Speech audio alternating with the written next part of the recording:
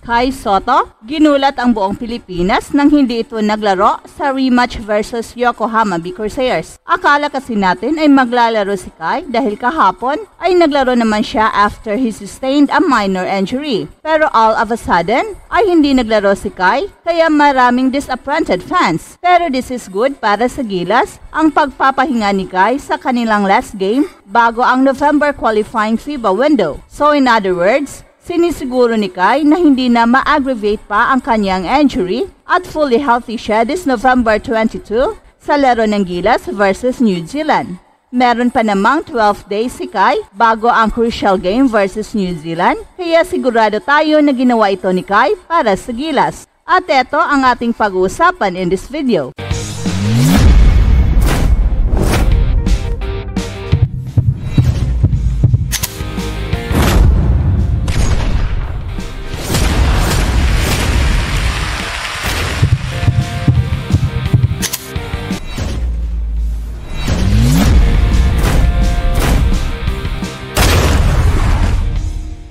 Hindi maikakailan na marami ang nagulat at nadismaya nang hindi nakita si Kai sa court sa kanilang laban kontra sa Yokohama B. Corsairs, lalo na't ito ang kanilang rematch. Maraming fans ang nag-assume na maglalaro siya dahil kahapon lamang ay naglaro siya matapos ang kanyang minor injury. Kaya naman, nabigla ang hindi siya pinasabak, maraming taga-suporta ang nagtaka at nadismaya.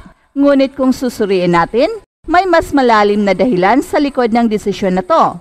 Malinaw na ito isang strategic move, hindi lamang para sa club team ni Kai, kundi higit sa lahat para sa Gilas Pilipinas. Ang pagpapahinga kay Kai bago ang mahalagang FIBA Asia Cup qualifier sa November ay isang matalinong hakbang.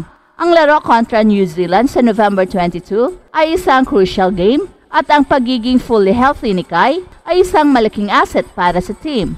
Ang ganitong desisyon ay nagpapakita ng maturity hindi lang sa coaching staff kundi pati na rin kay Kai bilang player. Imbes na ipilit ang laro at posibleng ma-aggravate ang kanyang injury, mas pinili nilang i-prioritize ang kanyang kalusugan. Tandaan, kahit minor injury lang ito, ang anumang injury sa professional basketball ay maaring lumala kung hindi bibigyan ng tamang oras para maghilom. Merong 12 days pa bago ang laban kontra New Zealand, at siguradong sapat ito para tuluyang gumaling si Kai. Sa ganitong setup, makasiguro tayo na makakabalik siya sa court na nasa kanyang peak condition at handang harapin ang mga towering big man ng New Zealand. Ito rin ang tamang timing upang masigurong magiging game ready siya sa FIBA qualifiers. Ang desisyong ito ay nagpapakita rin ng commitment ni Kai sa national team. Malaking pressure ang dala ng laro laban sa New Zealand, lalo na't kilala sila bilang isa sa mga malalaking balakid ng Pilipinas sa international competition.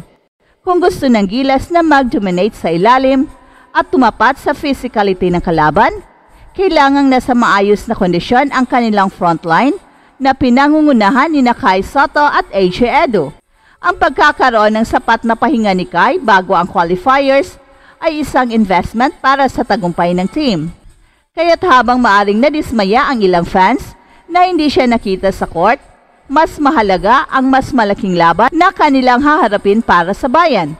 Inaabangan ng buong bayan ang pagbabalik ng ating mga Japan B-League stars, sina Kai Sotto, Dwight Ramos at AJ Edo dito sa Pilipinas, at ayon sa mga ulat, inaasahang darating sila early this week upang makasama sa training camp ng Gilas Pilipinas bilang paghahanda sa paparating na FIBA Asia Cup qualifiers. Kung tama ang impormasyon, magsisimula ang unang ensayo ng Gilas ngayong November 12 at inaasahang magiging kompleto na ang lineup sa panahong ito. Ang pagbabalik ng ating mga key players mula sa Japan ay magbibigay ng malaking boost sa team. Lalo na't makakasama nila ang ilan sa pinakamahusay na homegrown talents tulad ni Junmar Fajardo, ang Kraken, at isa sa pinakamaasahang big man sa Asia, Justin Brownlee, naturalized player na kilala sa kanyang clutch performances, Calvin Oftana, versatile forward na may shooting at hustle, Scottie Thompson, all-around guard na kayang magdala ng energy at playmaking, CJ Perez, explosive scorer at fast break specialist, Chris Newsome, reliable two-way player, Kevin Cambao at Carl Tamayo, mga young guns na handang magpakitang gilas.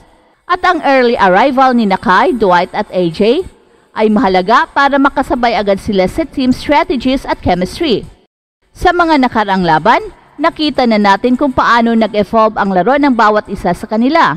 Si Kai halimbawa ay nagpakita ng mas mature at efficient na laro sa Japan B-League, habang si Dwight Ramos naman ay bumalik na sa competitive form matapos ang kanyang injury. At si AJ Edu naman, na kilala bilang defensive anchor, ay patuloy na nagpapakita ng improvement sa kanyang mga laro. Ang New Zealand at Hong Kong ay makakalaban ng Gilas Pilipinas ngayong November, ay hindi basta-bastang kalaban. Ang New Zealand particular na ay kilala sa kanilang physicality at malalaking players, kaya naman ang pagbabalik ni Kai at AJ ay magbibigay ng height at defensive presence na kinakailangan ng Gilas upang makipagsabayan. Sa kabilang banda, ang chemistry at cohesiveness ng team ay magiging malaking factor din sa kanilang tagumpay. Dito papasok ang leadership ng mga veterano tulad ni Fajardo at Brownlee na magpapaalala sa mga batang players kung paano laruin ang high-stakes game. Sa darating na November 21 at 24, handa ng Gilas Pilipinas na ipakita ang kanilang lakas sa home court at ngayong kompleto na ang lineup, check na magiging mas exciting ang bawat laro. Mark your calendar, fans!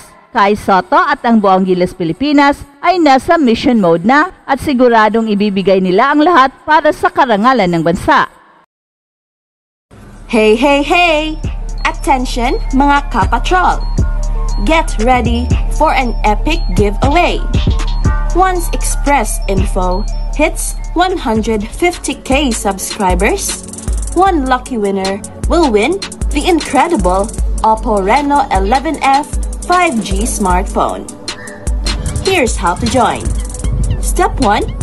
Subscribe to Express Info right now. Step 2. Like this video. Then step 3. Comment anything good and positive about our idol Kai Sotto. Super easy. Just subscribe, like, and comment.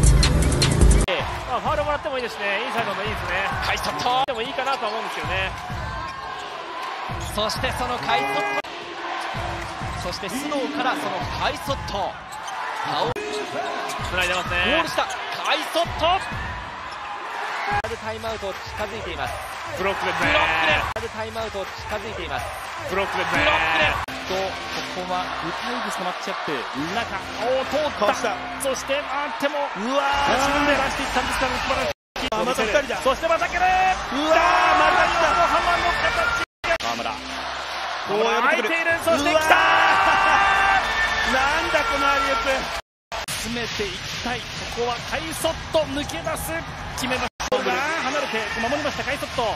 自分でダンクに持っていくのはユーロステップから落ち着いて